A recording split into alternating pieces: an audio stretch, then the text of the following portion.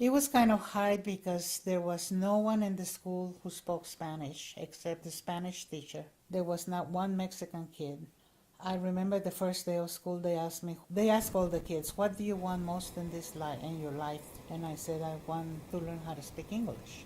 So I don't know if it was the reason or what. All the teachers took extra time to help me learn English. Then I would talk to the little queens. I would try to read them a story and they would tell me how to pronounce it. I love to talk, so when I was there for about 3 months, I was already saying a few sentences. Well, tell me about your incident, how With the old you were. 13, oh my gosh.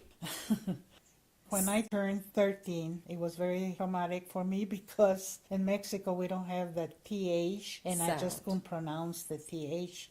And the kids would ask me, how old are you? And I go, 13, 13, and then one before 14. What? One after 12? The TH was a nightmare for me. I bet you were glad when you turned 14. Oh, I was so glad. It was such a relief. Now I know how to speak English, and I figure I can go and work and help my mother. And so I did go back to Juarez. I was able to get a job at a Tencent store, Newberry's, in El Paso. I had to lie about my age. By this time I was 14, thank goodness. And I lied and said I was 16 so that I could get a job. I worked in the stationery department.